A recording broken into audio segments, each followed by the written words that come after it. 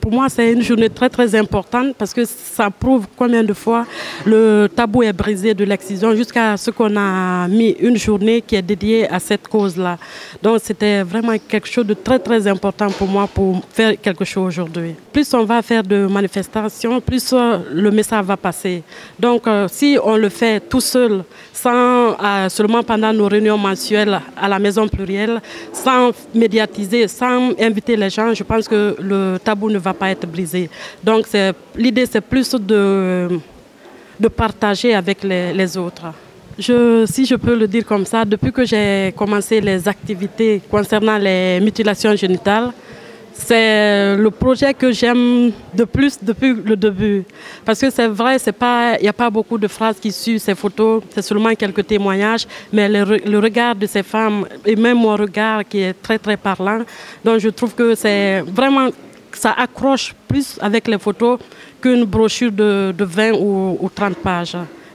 En fait, je les ai mises dans un contexte assez intime. Donc on s'est retrouvés dans un studio photo, on n'était pas très nombreuses, avec une lumière tamisée à part les flashs qui étaient programmés.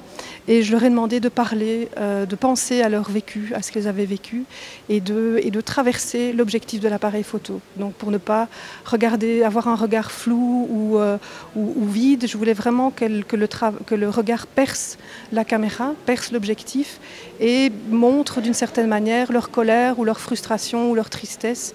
Et vraiment, j'avais envie qu'elles expriment un sentiment. Je crois que ce qui est surtout important, c'est d'accompagner les photos avec un témoignage.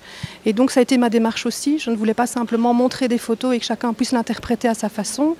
J'avais l'envie et le désir de donner la parole à ces femmes. Et donc, je pense qu'une photo qui est très forte, avec un regard qui est puissant, mais en même temps un témoignage, permet à certaines femmes de s'identifier en tant que femmes, ou en tant que femme blessée ou mutilée, de s'identifier en tant que femme blessée également. Geneviève Rocher du CUNIC va présenter le travail réalisé avec les femmes victimes d'excision.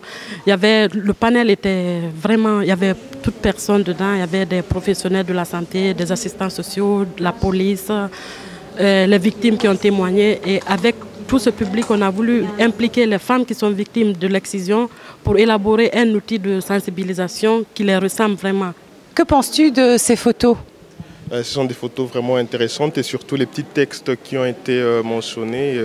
On ne se rend pas compte de tout ce qui se passe ou de ce qu'ont vécu vraiment ces femmes.